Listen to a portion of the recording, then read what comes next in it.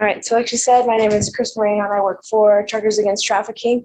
My main role is industry training program specialist. So mostly what I do is go to events across the nation and then also talk to the trucking companies as well as all 50 state trucking associations to implement our training and then make sure that it's rolling within or throughout all their drivers are equipped with information to recognize and report human trafficking. And then lobby. I myself wouldn't lobby, but all of the presidents of those associations, we equip them with the information to do so. That way they can make actual changes within the laws and the trucking associations and whatnot to have safer roads, and then also make sure that they're advocating for anti-human trafficking awareness. So first I'll say I am pleased to be here. It was a very easy lift as I live maybe 20 minutes away, so that's good. I will say I just got back from New Orleans talking to Commercial Vehicles Trucking Association. So essentially what that is every CDL school, so the schools that implement or give the licenses to truck drivers, all of their, big wigs were there, and they were able to really hear Tet's message and see how it's very easy to implement TAP training within their schools, and then as well as the states that they come from. So just a couple of things on what exactly is TAT. So that's probably what I'll refer to, but Truckers Against Trafficking. We do a lot of work within our organization, or let's just say trucking industry, but we started in 2009, and it's actually Denver-based organization. We are all web-based, so we have a total of 16, I might be 17 next week, employees who work from all across the country. I mean, from Colorado or California to New York, we have our employees everywhere. That way we can easily get around, but also be in places where you see a lot of potential with the people that we work with. But with that, 2009, we started with the trucking industry wanting to equip those drivers with the information to recognize and report human trafficking. With that, we've been very blessed and very fortunate to open our business to much more than that and go across into the busing industry, where you'll see a lot of human trafficking, with school transportation as well as the transit system. So we do a lot of work with that, and that program would be called Busing on the Lookout, or bottle is what we call it as well. And then we also do a lot of work and have just started doing a lot more work with the energy industries. So your oil plants, your energy farms and whatnot, we try to equip those workers as well with the same information, but specific to what they would see on a day-to-day basis. And then we've also been fortunate enough to work with state agencies, government organizations, as well as knowing the leadership staff in all 50 states within those entities. So we've been busy, and it's been really high volume and good work that we've been doing the past however many years since 2009. And I realize that a lot of us are very familiar with what human trafficking is. And I think what I'm gonna kind of come by here is when I go talk to a trucking company or an association, a lot of them have no idea what human trafficking is.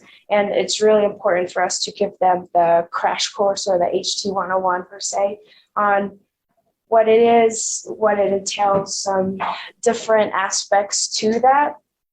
And then I'll probably just go through that briefly in the off chance that some of you may not know the very introductory part of human trafficking. But with that being said, obviously human trafficking is the exploitation of human beings through force, fraud, and coercion for two main purposes. And what we always tell our drivers is those two main purposes, the first one always being commercial sex. We give them the examples of this is prostitution, this is stripping, this is pornography, and this is brothels as well as your pimps. But the second of those, labor trafficking or forced labor, is everything that you would think of from domestic servitude, agricultural fields, and really workers not being paid for their labor, being forced to work long hours, or being held against their will. And all of that is obviously run and controlled by the trafficker.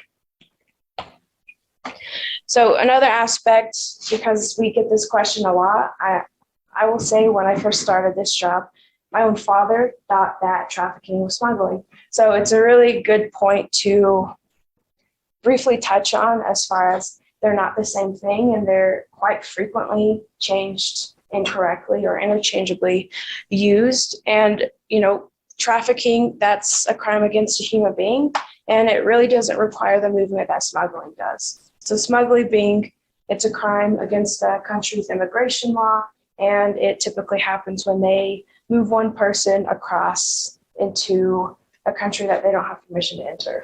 And it requires that physical movement. But just the scope of trafficking in itself, I know that unfortunately we did have to update this slide about, I would say, a month ago. Previously or prior, there were 40 million victims of human trafficking today globally. Unfortunately, that has gone up to 50 million within globally. But human trafficking is an $150 billion industry, and those traffickers are profiting off of those victims, I should say, within 365 days, that $150 billion profit. And that's just very, very unfortunate to hear, but it really gives some light or acknowledgement to the people that we do tell this information to, because a lot of the time you don't think of it being such a high scale. So human trafficking, it's happening in all 50 states, and there quite literally is not a state or even a zip code where this can't happen.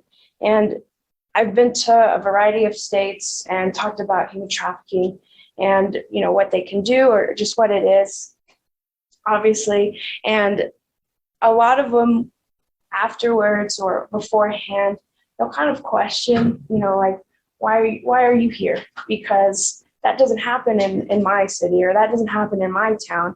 And quite frankly, it happens everywhere. And that's a very, very realistic fact that a lot of people don't understand until you tell them this information. So obviously with adults being victims as well, obviously there is thousands upon thousands of children at risk of being prostituted or victims to human trafficking in our world today.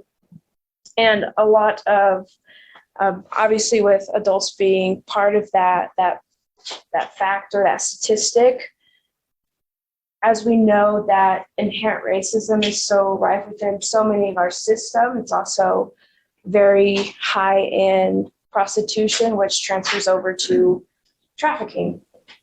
And with that, disproportionately, victims of sex trafficking today are women and then girls of color. And then disproportionately, the buyers of those women and girls are white men.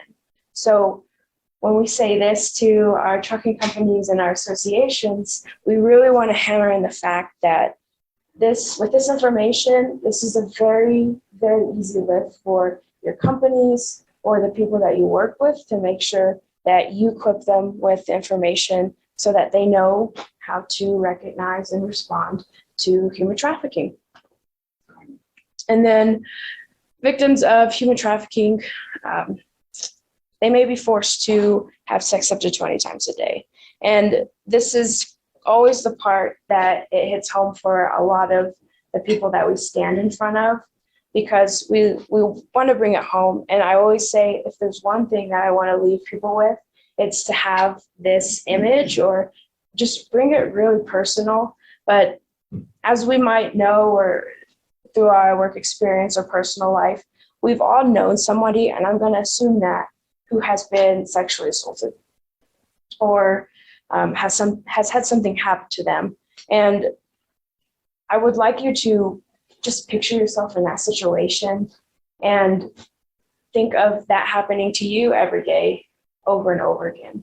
And unfortunately, when you put yourself in that situation, you are able to understand that this is happening to victims of human trafficking today, and it's not a choice for them, and that's unfortunate. And there's a lot of work that that we can do as advocates and as people who are educated in this information to go out there and make sure we do our part. And it's very simple. But tactics of traffickers, obviously we talk about truths, but there's that common myth of trafficking begins with a kidnapping. And quite frankly, although that's can be associated with trafficking and that start point, but more frequently it begins with a family member's involvement or an intimate partner. And most frequently with cases that involve a child, it was that family or friend who initiated that process into the sex trade. But those three tactics, the manipulation tactics that traffickers use, are always going to be force, fraud, and coercion. Coercion being the most manipulative out of all of those. And a lot of examples that I would give with coercion would be as far as, that young mother who the trafficker threatens to call CPS to get their children taken away. It could also be bringing it back to the undocumented immigrants that they'll call immigration enforcement to get them deported.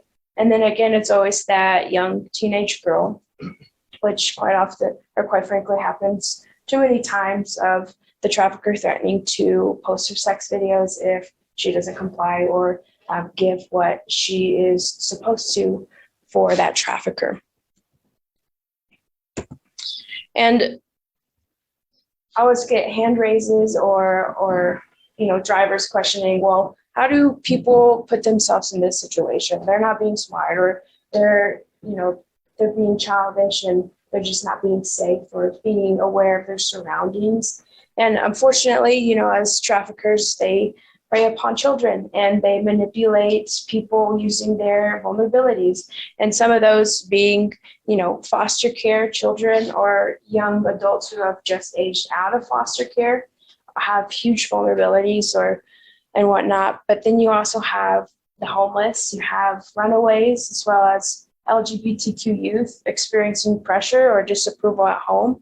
And then you also have people who come from abusive homes in that risk of being very, very vulnerable that a trafficker will prey upon to really get what they want. So with that being said, traffickers, they can't be anyone. And if you look, there's no gender, no socioeconomic, no racial bound to who a trafficker can be. Obviously, a trafficker is one of those that manipulates those who are in desperate situations, but we also have the other half of that where it's not the other side, and this is another level where it just hits home for our drivers, but it's that part of the issue, or the issue in its entirety, is, obviously we have our traffickers, but the other half of that is the buyers of commercial sex. And, as much as I would love not to be up here to talk about human trafficking or how it's a problem or what we can do here and there, we really have to understand that if there weren't people out there who bought commercial sex, then there would not be human trafficking. And that's very, very integral, and to understand that it's just an issue that we need to take note. And we do a lot of work, or we have a program at TAT that is called Man to Man. And it's basically, a group full of men who go into a training or a live session, and they talk about commercial sex, and they get vulnerable with each other about their own, issues or stuff that they've gone to or seen or on the road. And then they really just talk about, man to man. A real man wouldn't, sell somebody or wouldn't take the life of a child to make a profit. And so that's a really great program that we do have at TAT, and it does get a lot of great responses because it lets those men be in a safe environment to really talk about those issues together. But this is one of our good stories. It doesn't start out great, obviously, that we have at TAT, but I'm not sure if you're aware of this story. It's really close to Tat and a driver making the call to the hotline about this incident. But back in 2015 at a Virginian truck stop, Laura Sorensen and Alder Hadza had an RV parked in that truck stop parking lot. And an officer was called out to the scene due to weary activity that was happening in that lot. But the officer got out there. They both explained that they were there visiting their daughter. And when the officer, which he was actually allowed inside of that RV, he was looking around and checking out the surroundings, and he noticed a young woman in the back of that camper looking distressed and malnourished. So he advised that he was going to take that young woman out of that RV. And the second that they got out, that young woman immediately began to weep and beg the officer to not let her go back into that RV. So she did state that she had been sexually as well as physically abused by the couple, and that she had been mutilated, that she had they had lacerated her feet, that they had not given her anything to eat or drink for a while. And it was later shown at the hospital, side note there, but the doctor actually advised the officers later on that if they hadn't found her that day or even the next day, that she would have died. She would have passed because of how malnourished that she was.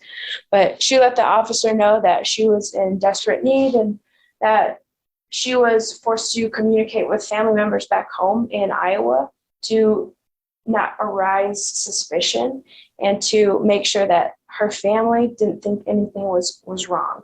So the officer took the couple in, and that young woman is actually safe and back home with her family in Iowa. But the heroic part of that story in itself is former Conway truckload driver Kevin Kimmel. He was actually the one who made that call into the hotline and notified authorities that something wasn't right in that situation. He had initially said that he noticed Hadza, the one on the right, going back and forth from the RV to the truck stop, the inside, and noticed men coming in and out.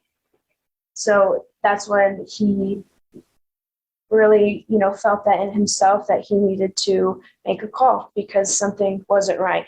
And he was able to make that call because he was TAP trained and he was certified in recognizing and then reporting human trafficking. So it's just a really good story about how one of our own within the industry was trained with the education or the information to know what trafficking is, and then be able to really just put himself forward and make a call. As simple as that, making a call saved that young woman's life.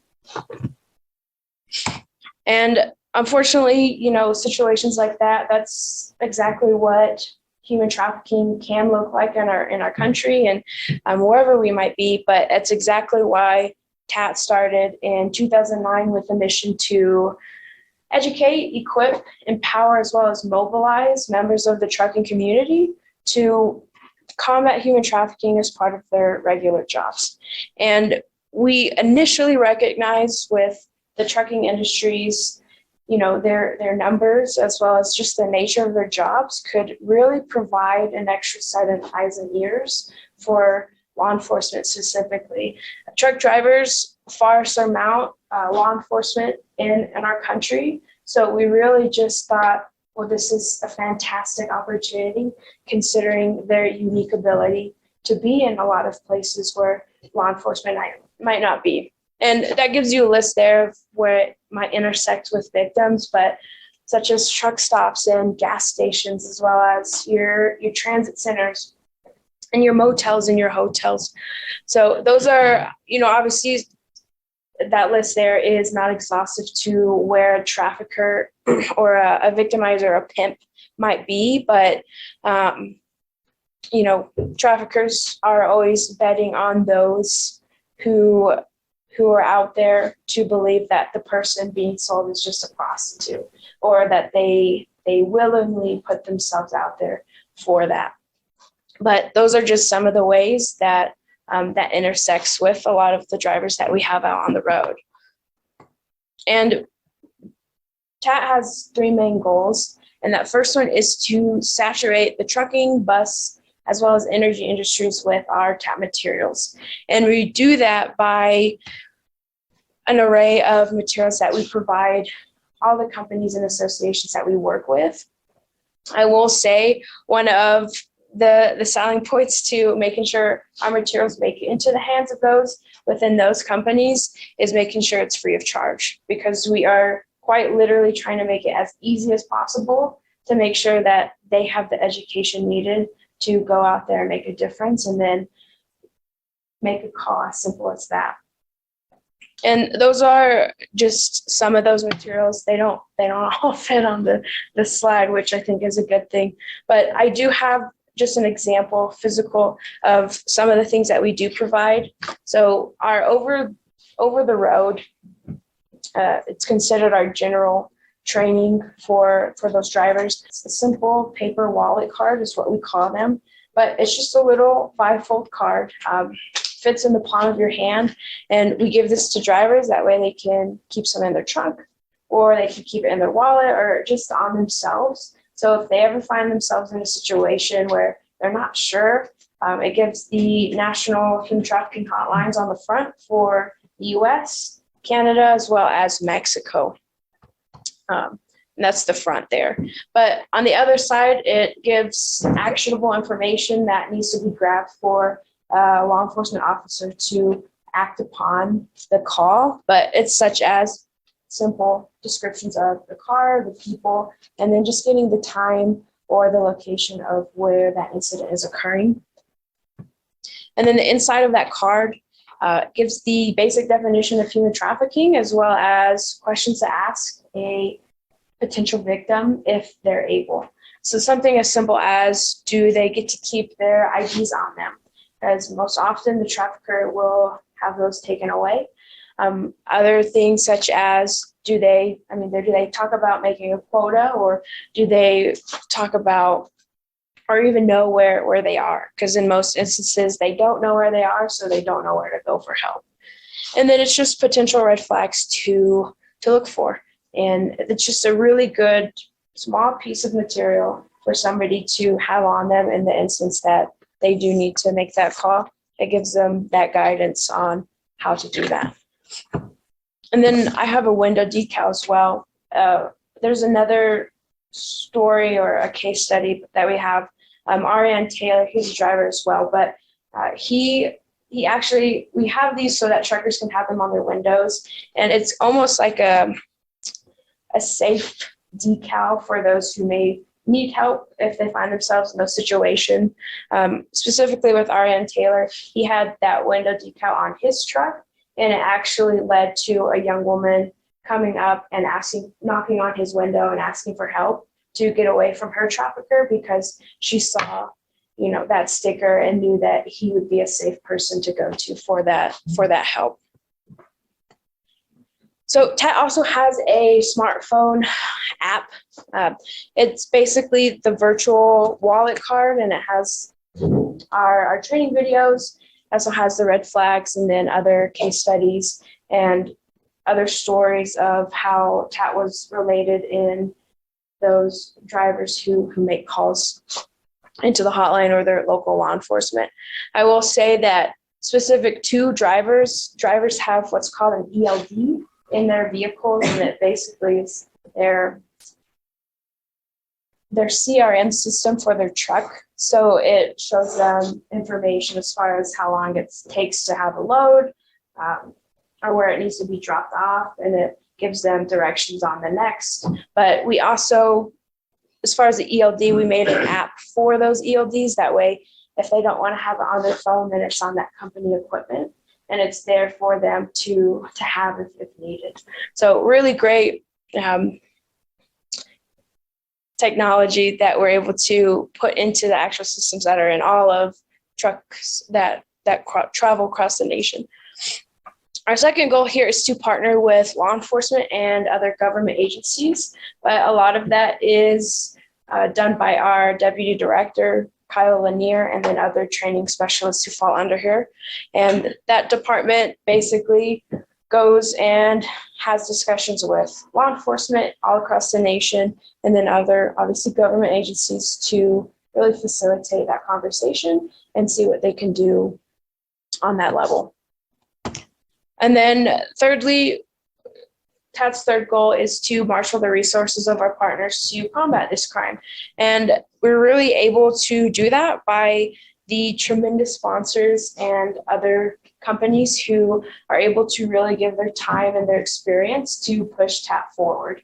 So all of these logos that you see up here are probably very familiar companies that you might know of, or that you've traveled to, or you've gotten gas from, or you've seen a truck drive by while you're going to work, or you're going on vacation or road trip. But all of these companies, they are quite literally the people who really believe in TAT and make sure that our doors are open and that we're able to give all of our materials free of charge, and make sure that we're continuing to educate those about human trafficking and what they can do. So TAT, we always like to say that we make a difference, and it's always the best part of being able to look at this number and see how many people we've trained so far with our materials. So over 1.3 million people within, trucking industries, busing industries, and energy industries, we've been able to reach and touch with this material to make sure that they're educated. And honestly, it's very easy to be educated, but it just takes educating others as well to make sure that we have the information that we need.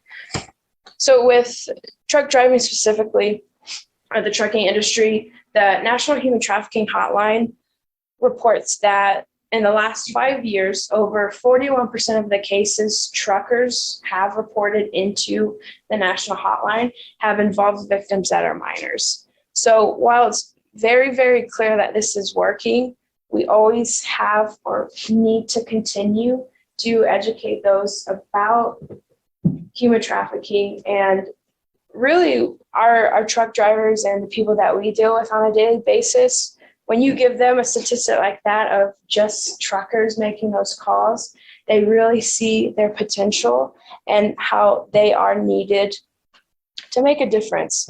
And I've said this before and I said it earlier, but it's always a huge thing for TAT employees or colleagues to talk to industries that might not be in the trucking industry, because we like to advocate, or we do advocate for the truck drivers and the trucking industries, because a lot of people might be weary or might believe that they might be the problem to this crime in itself, but really they're the solution, because their numbers are huge and all it takes is for them to know the information. And these here are just some of those who have made calls into the hotline, and their calls actually affect change with that call that they made. The last one there is Kevin Kimmel. So he's the one that made the call into the hotline about Laura Sorensen and Aldair Hadza. Ariane Taylor's the one second from the left, and he's the one where the victim came knocking on his window because she saw the decal, and he got her to safety. I will hint lightly on the one, the nice woman right there, second to from the right, but she was she was a cashier, I believe I couldn't tell you what company, but at a travel plaza. And she noticed that a young girl seemed distressed and that there was a man very close to her and wouldn't leave her side. So she actually grabbed one of the, when you go to a counter, the little pamphlets for you to sign up for the rewards. She asked that young woman if she wanted help signing out of rewards, because she could get, rewards and points for when she came by one of their travel plazas. And as they were talking about a reward system, she was actually asking her if she was okay or if she needed help. And she made a call into their local law enforcement and made sure that young woman got away. So great story. And really all of these men and women are just great characters in the industry and just really want to do their part to make that change. So this right here is, we've come far. If you're wondering, well, how can I get involved with this specific industry?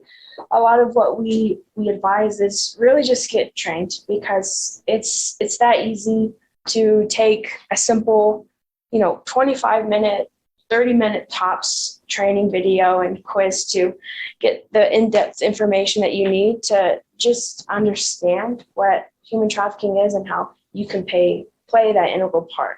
But the other part, again, is understanding and talking about the fact that if there was no buyers, then we quite literally would not have trafficking in our nation today.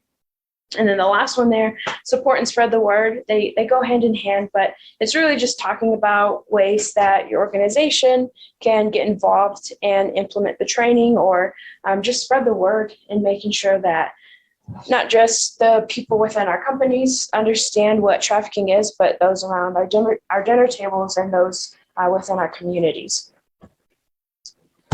And this, I put this in here because it is beneficial to those within a local area or communities. But our Busing on the Lookout program, they have a program or incentive where school transportation, it plays obviously a huge role in navigating or just making sure that our children who are in the school bus system are well taken care of and safe. But what we have is, if we don't already, it's simple volunteer work as far as finding those local school districts within your area, finding the right people to talk to, and have them make sure that their bus drivers, are taking the bottle training, and that they're educated in trafficking, and making sure that they know what's going on, because a lot of the times they spend a hefty amount of time with their kids that ride their bus, and making sure if they're okay, or if they, come on there in a good mood and a bad mood, and they're the people that are there looking out for those children.